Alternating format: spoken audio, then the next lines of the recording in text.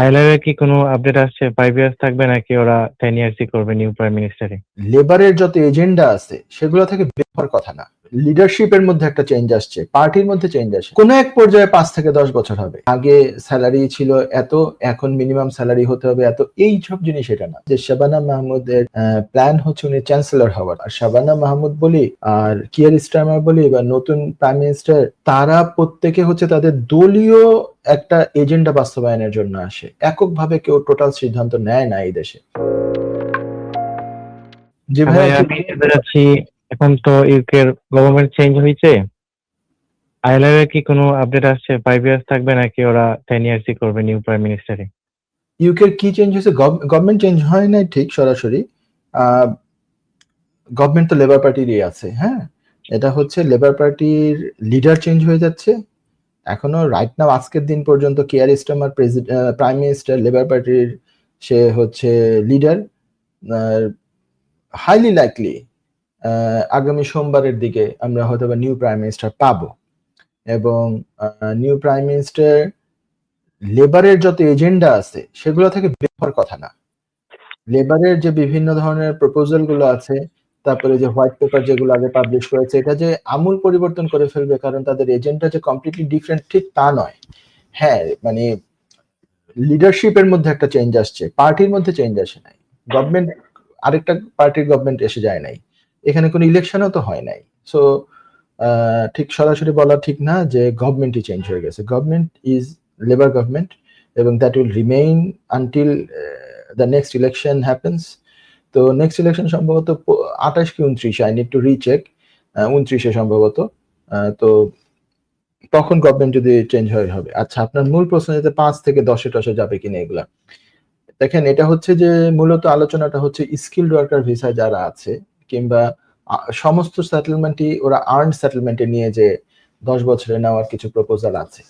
তো সেই ব্যাপারে আপনারা অনেকেই জানেন, আমি লক্ষ্য করেছি যে বিভিন্ন প্রোগ্রামে যেহেতু প্রচুর পরিমাণে আপডেটস নিয়ে আলোচনা করা হয়, তো একই আলোচনা, একই ধরনের আলোচনা যদি আমি অনেক বেশি আকারে করি, বেশি সময় নিয়ে করি, আমি কি আপডেটস গুলো সবসময় দেই, বেশি আলোচনা করি, তাহলে মানুষ হয়তো বোর হতে পারে। আমার কাছে মনে হয়েছে যে এইটা, কারণ আমি যেটা খুব প্রয়োজনীয় আপডেট সেটা বলি, এগুলোও প্রয়োজনীয় জানা।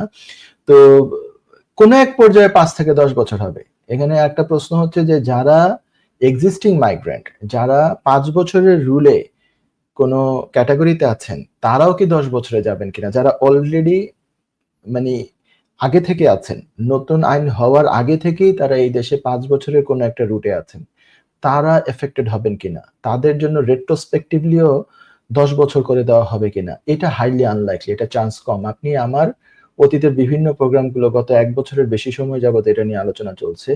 আমি একটা কথাই বলে আসতেছি যে আমি মনে করি এটা হওয়া অ্যাবসার্ড, এটা হওয়া অসম্ভব। কেন অসম্ভব? এক্সিস্টিং মাইগ্রেন্টদের জন্য অসম্ভব। প্রসপেক্টিভ যারা ল হবে, তার ল হওয়ার পর থেকে যারা বিভিন্ন রুটে যাবেন, তারা সেইটা এফেক্টেড হবেন, সেটা কিছু করার নাই। কিন্তু এর আগে থেকে অলরেডি যারা আছেন, ধরেন স্কিলড ওয়ার্কার, কেয়ার ওয়ার্কার, এগুলাতে যারা এখন 5 বছরের রুটে আছেন, এখন যারা আছেন তাদের চেঞ্জ হওয়ার সম্ভাবনা আমার দৃষ্টিতে তো নাই বললেই চলে। আমার দৃষ্টিতে এটা হচ্ছে, আমার যতটুকু পড়াশোনা, আমার যতটুকু অভিজ্ঞতা আছে, আমি যতটুকু বুঝি, আমি যতটুকু আল্লাহ আমাকে জ্ঞান দিয়েছেন, সেটা নিয়ে আমি যেটা বুঝি যে রেট্রোস্পেক্টিভ এফেক্ট দিতে গেলে কোর্টে ডেফিনেটলি চ্যালেঞ্জ হবে, এবং চ্যালেঞ্জ হলে এটা ওভারটার্ন করানো সম্ভব হবে না। কারণ এইটা ওই জিনিস না যে আপনি ইনকামের রিকোয়ারমেন্টস বাড়ালেন, এটা ওই জিনিস না যে আপনি এই ধরনের যে আগে স্যালারি ছিল এত, এখন মিনিমাম স্যালারি হতে হবে এত, এই সব জিনিস এটা না। এটা তো হচ্ছে যে যখন যে ঢুকেছে তখন তাকে বলা হয়েছে যে তুমি এই রুটে এতদিন থাকার পরে তুমি সেটেলমেন্ট পাবা। ওদের ওয়েবসাইটে, ওদের গাইডেন্সে, ওদের ইমিগ্রেশন রুলে এখনো 5 বছরের কথাই লেখা আছে। আমি সেটা দেখে এই ক্যাটাগরিতে এন্টার করেছি। হাফওয়ে থ্রু আমাকে তুমি বলে দিচ্ছ যে না, এখন আমি আইন চেঞ্জ করে ফেলেছি, আগে তোমাকে বলেছিলাম এটা, আমি এখন বিশ্বাসঘাতকতা করে ফেলেছি তোমার সাথে, তোমাকে এখন এত বেশি আরো করতে হবে। এটা কি করতে পারে? পারে না। এটা কোর্টে এটা টিকবে না, ধোপে টিকবে না। ফিউচারের ওদেরটা আলাদা কথা, ওটা পারবে। তো এই একটা জিনিস। পাশাপাশি আপনি জানেন যে লেটেস্ট খবর যেটা, যে হাউস অফ লর্ডস থেকেও এই ব্যাপারে ক্রিটিসাইজ করা হয়েছে, এবং ওরা এটাকে বলা হচ্ছে যে এটা করাটা ঠিক হবে না। যারা এক্সিস্টিং আছে তাদের জন্য ৫ থেকে ১০ করা ঠিক হবে না। এমনকি টোটাল ১০ করার ব্যাপারেও তাদের মত যথেষ্ট ভিন্ন। তো ওটা আবার যদিও হাউস অফ লর্ডস এর এই ধরনের কোনো কথা বা এই ধরনের কোনো ওপিনিয়ন, এই ধরনের তাদের কোনো ডিবেট, ডিসকাশনস কোনো কিছু হাউস অফ কমন্স এর জন্য যারা প্রকৃত ল মেকার তাদের জন্য এটা বাইন্ডিংস না বা গভর্নমেন্টের জন্য এটা বাইন্ডিংস না। তো এইগুলো everything will be taken into account. Bindings না হলেও ইনফ্লুয়েন্স আছে তো এটার। তো এইটা মানে ৫ থেকে ১০ কোনো ক্লিয়ারলি কোনো কিছু ডিসকাশন আসে নাই। তারপরে কোনো এমনও তো বলা যায় না যে আমাদের যে কারেন্ট হোম সেক্রেটারি সে যে আবারও যে হোম সেক্রেটারি থাকবে নতুন প্রাইম মিনিস্টারের আন্ডারে, এটা তো কেউ গ্যারান্টি দিয়ে বলতে পারা যায় না। নতুন প্রাইম মিনিস্টার নিশ্চয়ই তার মন মতো করে তার ক্যাবিনেটটা উনি সাজাবেন। তারপরে আবার আমি আজকেই নিউজে দেখেছি যে শাবানা মাহমুদের প্ল্যান হচ্ছে উনি চ্যান্সেলর হওয়ার। চ্যান্সেলর মানে বাংলাদেশের কথা যেটাকে বলে অর্থমন্ত্রী।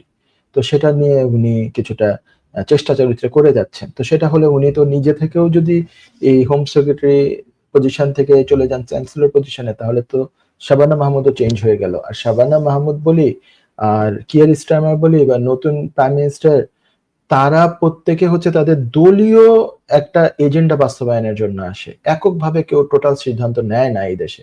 এটা হচ্ছে যে গ্রুপ অফ পিপল এটা বিহাইন্ডে থাকে। Then they make a statement, then they make a policy, then they make a plan. ঠিক আছে? তো আমি বলবো যে ওয়েট করার জন্য আসলে। এবং একটু দেরি হবে মনে হয়। সেপ্টেম্বরের কথা বলা হচ্ছিল। আমার মনে হচ্ছে আরো দেরি হবে। সেপ্টেম্বরেও এটা it will not become a law. If it becomes a law it will take little more time আমার যা মনে হয়। ঠিক আছে? এখন ওয়েট করার জন্যই আমি অনুরোধ করব। ধন্যবাদ।